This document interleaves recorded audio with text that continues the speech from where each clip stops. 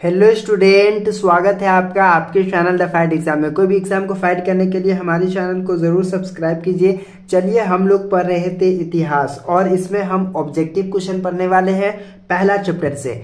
हमने यहाँ पे 10 तक पढ़ा दिया है और 10 के बाद आज हम लोग फिर से शुरू करते हैं 11 से। ठीक है, यहाँ पे पहला प्रश्न आपका दिया गया है, यानी कि 11वां प्रश्न है, फ्रांस ने मानव और नागरिक अधिकारों की घोषणा किस सभा में की। ठीक है, तो ये हो गया संविधान सभा में। ठीक है, इसका सही जवाब हो जाएगा संविधान सभा। अगला प्रश्न है, फ्रांस में सामंतवाद का अंत कब हुआ। ठीक है, सामंतवाद का अंत कब हुआ, तो यहाँ होगा 4 अगस्त 1789 को। ठीक है, उसके बाद अगला प्रश्न है, फ्रांस में किस शासक वंश की पुनः स्थापना वियना कांग्रेस द्वारा की गई थी। ठीक है, तो इसका सही जवाब होगा बुर्बो वंश। ठीक है, अगला प्रश्न जो है, यूरोपीय सभ्यता का पालना किसे कहा जाता है। यूरोपीय सभ्यता का पालना किसे कहा जाता है। ठीक है, तो इसका जो होगा यूनान होगा। ठीक है, प्रश्न है, यूरोप का मरीज किसे कहा जाता है। तो आपको पता होगा और कई बार आपने पढ़ा भी होगा कि यूरोप का मरीज किसे कहा जाता है, तो तुर्की को कहा जाता है।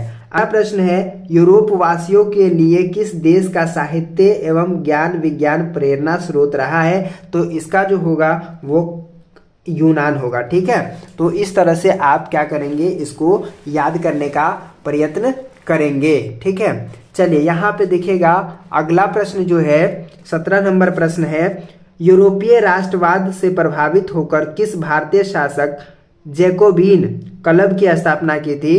तो टीपू सुल्तान। ठीक है, इसका सही जवाब हो जाएगा टीपू सुल्तान।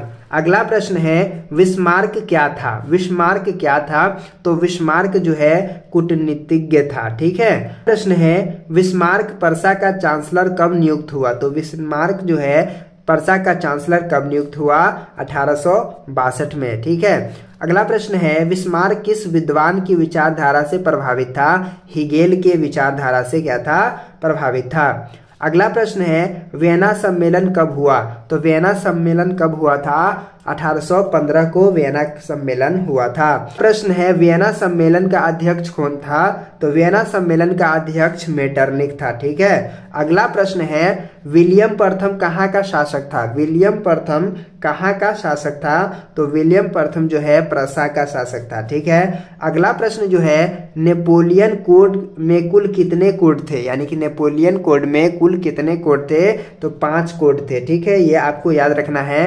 उसके बाद है, नेपोलियन ने जर्मनी में किस संघ की स्थापना की। तो नेपोलियन ने जर्मनी में राइन संघ की स्थापना की। ठीक है, अगला प्रश्न है, नेपोलियन संहिता किस वर्ष लागू की गई। नेपोलियन संहिता किस वर्ष लागू की गई।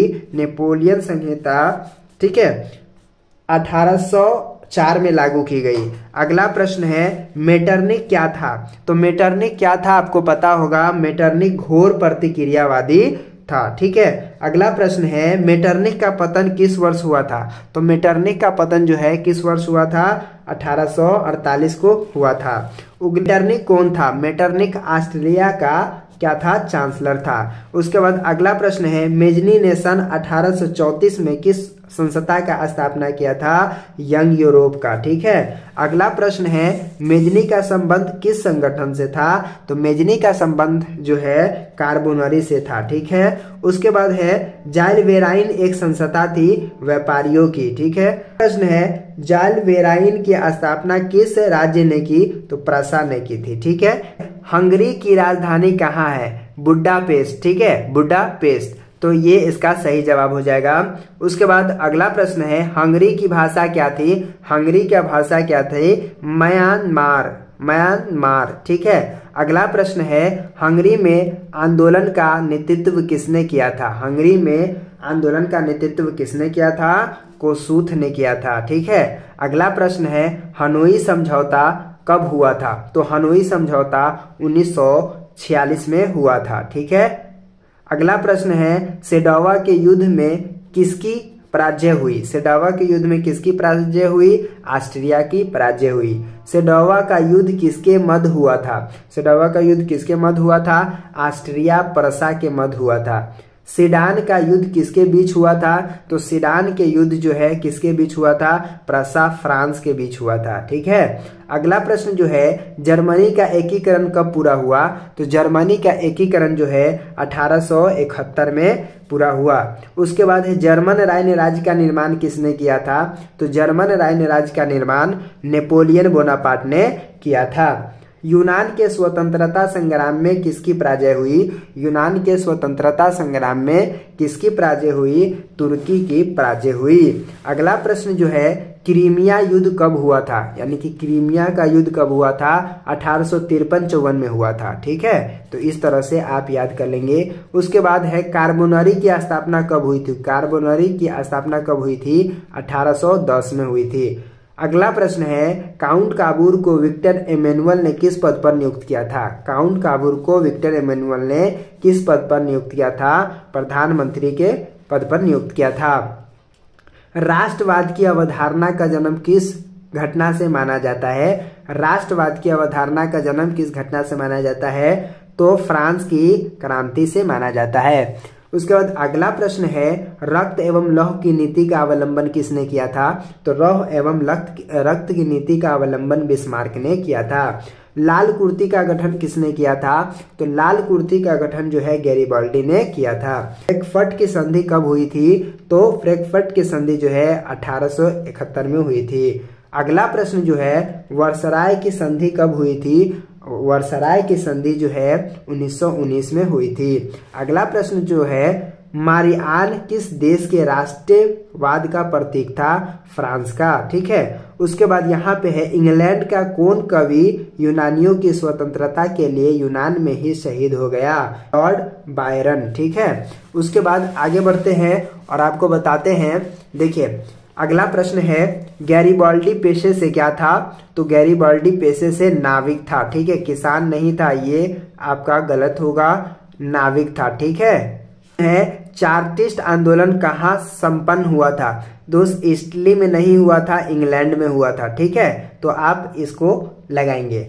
अगला प्रश्न है, वार एंड पीस किसकी रचना है? वार एंड पीस किसकी रचना है? लियो टोल्स्टॉय की। अगला प्रश्न है, किस युद्ध के बाद जर्मनी का एकीकरण पूरा हुआ? यानी कि किस युद्ध के बाद जर्मनी का एकीकरण पूरा हुआ? सेडान का युद्ध। ठीक है। अगला प्रश्न है, किस युद्ध के बाद इटली का एकीकरण पूरा हुआ?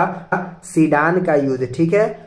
चलिए, अगला प्रश्न है, किस संधि द्वारा जर्मनी का एकीकरण पूरा हुआ? तो किस संधि द्वारा जर्मनी का एकीकरण पूरा हुआ? फ्रैंकफर्ट की संधि के द्वारा हुआ।